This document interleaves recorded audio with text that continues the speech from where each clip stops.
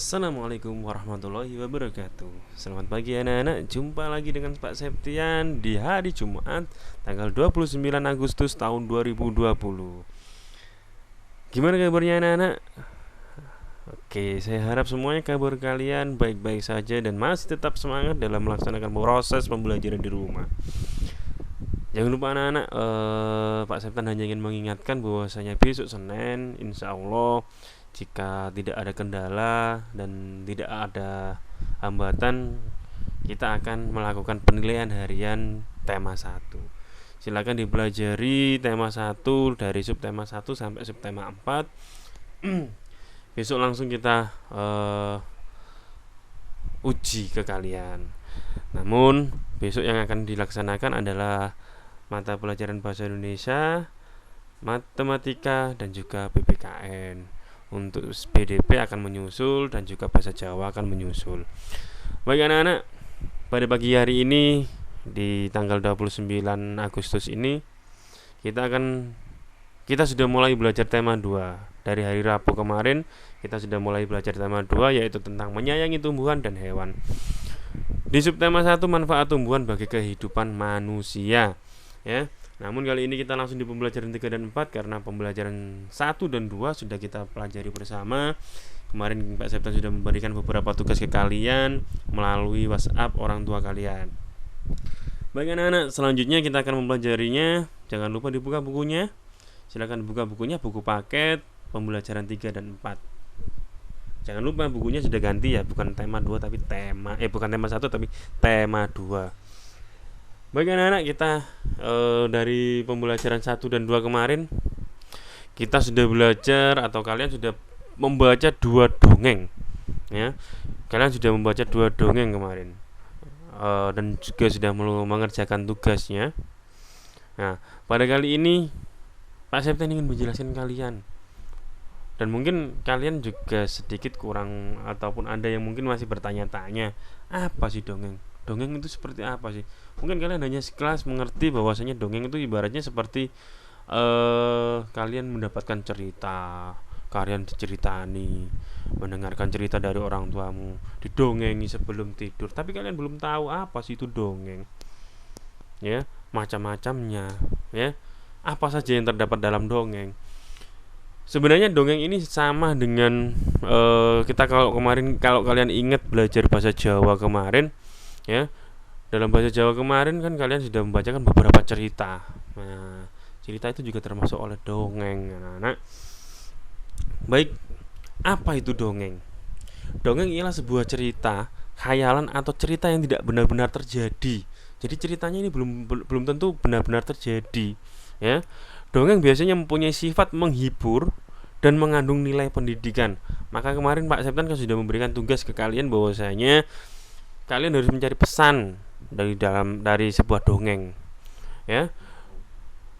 Dongeng yaitu cerita yang dikarang dan diceritakan kembali dengan cara berulang-ulang oleh orang-orang. Itu pengertian lain, ya. Cerita itu bisa dibuat dikarenakan terinspirasi dari suatu peristiwa. Jadi mungkin kalau kita ingat, mungkin kalian diceritakan oleh orang tuamu bahwasanya si kancil yang suka mencuri timun. Nah, itu adalah sebagian dari contoh-contoh dongeng, ya. Nah, dan itu pun belum tentu terjadi dan itu pun belum tentu benar. Nah, tujuannya apa? Di situ ada nilai-nilai pesan yang harus kita cari dalam sebuah dongeng. Untuk apa, anak-anak? Untuk kita bisa mempelajari dan, ya, di situ dijelaskan untuk menginspirasi atau terinspirasi, ya. Itu nilai-nilai pendidikannya harus kita cari. Untuk apa? Untuk kita terapkan di kehidupan kita. Baik anak-anak, kita akan membahas tentang macam-macam dongeng, ya. Sebenarnya macam-macam dongeng yang harus kalian ketahui banyak. Namun Pak Septian di sini akan menjelaskan 3 macam-macam dongeng pada kalian. Yang pertama adalah fabel. Fabel adalah cerita tentang kehidupan binatang, anak-anak. Jadi dongeng atau cerita yang menceritakan tentang binatang itu namanya fabel. Ya tetap disebut dongeng tapi macamnya itu fabel, ya. Namun dunianya sama dengan dunia manusia. Contoh yaitu cerita tentang kura-kura dan kelinci, kancil dan buaya dan lain-lain. Maksudnya apa? Dunianya sama dengan dunia manusia. Ketika kalian membaca dongeng tentang hewan, di situ kan seakan-akan ada buaya dan kelinci atau kura-kura dan kelinci. Nah, di situ mereka bercakap atau berbicara ataupun berdialog. Nah, apakah mungkin anak-anak seekor buaya itu mampu berkomunikasi atau berdialog dengan kancil, apalagi dengan bahasanya manusia?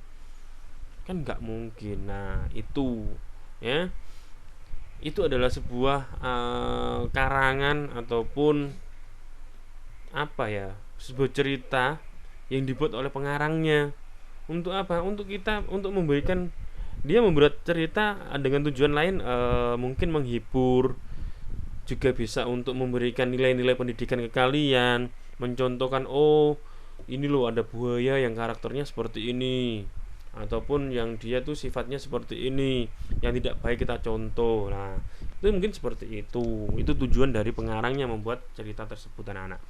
Selanjutnya adalah legenda. Legenda adalah cerita yang mengisahkan tentang asal usul terbentuknya suatu tempat. Ya, kalau kita ke Jawa Barat, ada di sana namanya terjadinya Gunung Tangkuban Perahu. Di sana ada tempat yang namanya Tangkuban Perahu. Nah, diceritakanlah ada suatu cerita di sana asal usulnya Tangkuban Perahu. Seperti itu, anak-anak. Itu adalah apakah ceritanya itu khayalan, Pak? Ya, ceritanya belum tentu juga. Kalau disebutkan tadi kan ada yang berupa khayalan dan belum tentu benar-benar terjadi. Nah, mungkin orang sana memahaminya ataupun memahami bahwasanya ceritanya benar-benar seperti itu, tapi juga belum tentu benar 100% cerita tersebut, anak-anak. Bisa juga mendapatkan tambahan, maksudnya tambahan itu gimana ceritanya itu bisa membuat menarik, ya. Selanjutnya sage. Sage adalah kisah yang menceritakan kehebatan atau kepahlawanan seseorang. Jadi kalau cerita itu menceritakan tentang kepahlawanan seseorang, maka berarti jenisnya atau macamnya itu namanya jenisnya dongeng sage, anak-anak. Suatu contoh kisah Joko Tingkir. Ya, kalau di Mojopahit ada Dewi Arimbi. Ya, itu adalah sage. Itu, anak-anak, macam-macam dongeng yang perlu kalian ketahui dan kalian pahami.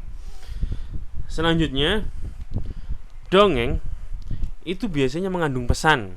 Seperti yang kemarin Pak Septan tugaskan ke kalian. Pesannya bisa pesan positif maupun negatif. Ketika kita menemukan suatu contoh karakternya kok sombong, pesannya kok kurang baik, gimana caranya pesan yang kurang baik tersebut kalian harus mempelajari. Oh, berarti kalau seperti ini itu tidak benar. Kok pesannya, ceritanya kok orangnya sombong, kok suka mencuri. Nah, itu kan tidak baik. Nah, dari situ pelajarilah, oh ini nggak baik.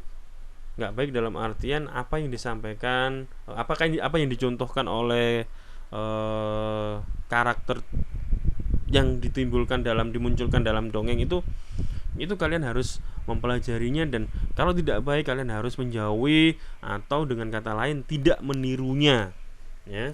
Namun kalian bisa mencari pesan-pesan yang positif.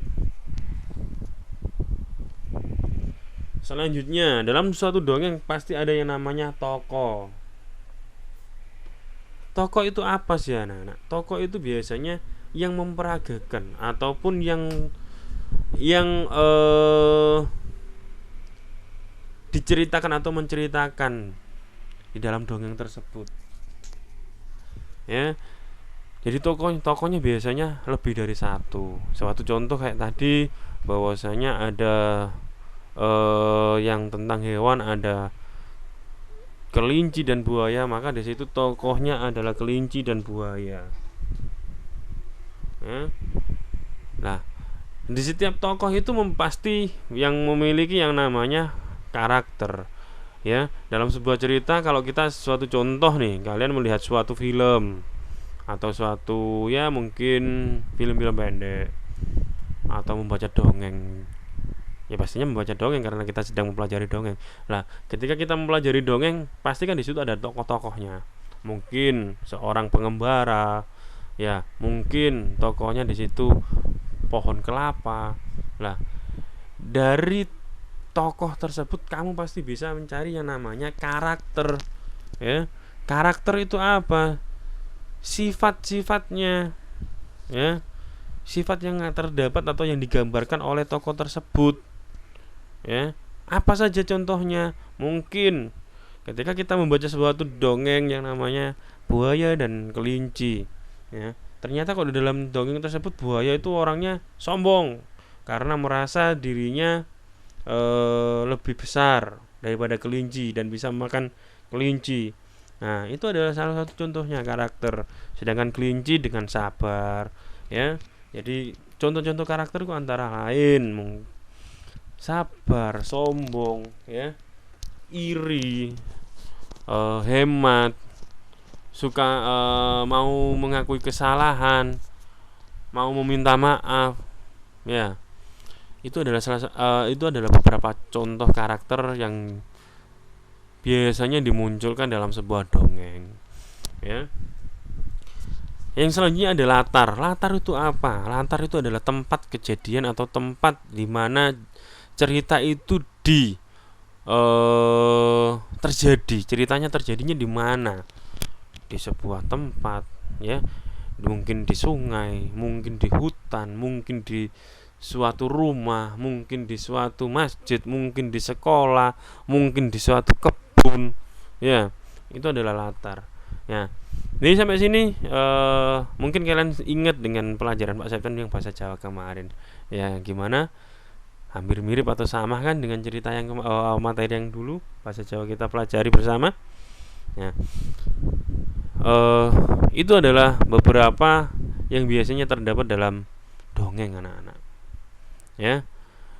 Jadi dari sekian banyak dongeng atau ke depan setiap kita membaca dongeng, kalian harus mencari yang namanya pesan anak-anak, ya.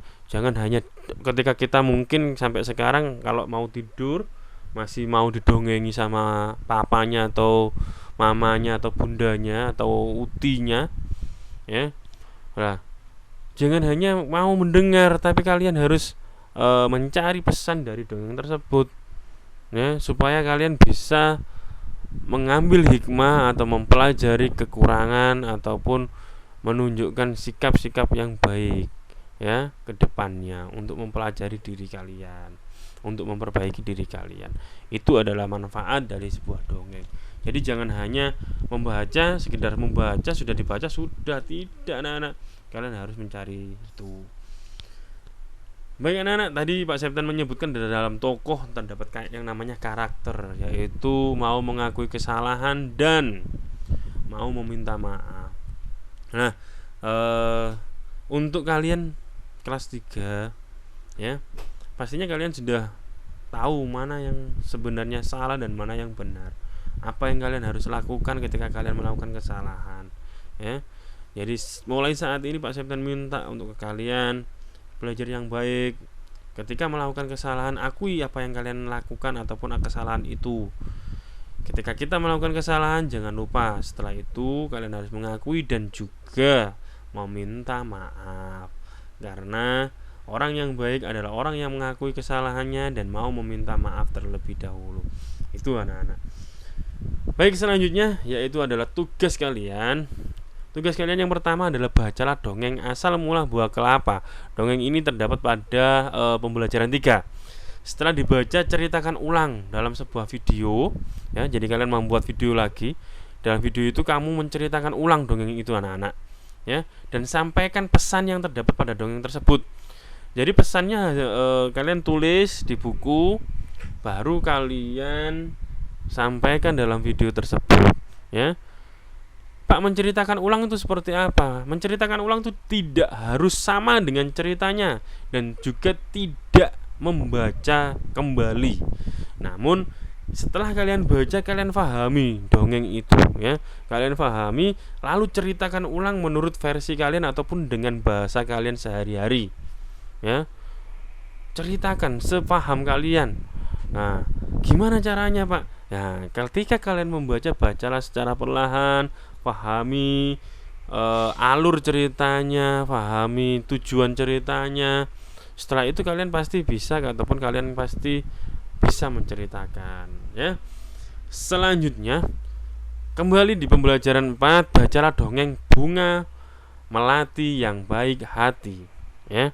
Setelah dibaca, tuliskan watak setiap tokoh yang terdapat pada dongeng tersebut, ya. Kalian mencari di situ, di dongeng tersebut tokohnya ada siapa saja. Tuliskan siapa saja itu tokoh yang ada di cerita ataupun ada di dongeng Bunga Melati yang Baik Hati, ya. Setelah kalian tulis tokohnya, tulislah watak dari setiap tokoh tersebut, ya. Tugas ini kalian tulis di buku tema, ya, menggunakan ballpoint. Gimana? Sudah jelas ya anak-anak? Baik, saya kira untuk materi kali ini sampai di sini. Kerjakan dengan baik, dan jika ada yang kurang jelas silakan menghubungi Pak Septian, ya. Sekali lagi Pak Septian mohon maaf apabila ada salah ataupun kata yang kurang berkenan di hati kalian. Semangat untuk mengerjakan tugas-tugasnya, tetap semangat dalam belajarnya, ya. Jangan lupa tetap menjaga kesehatan.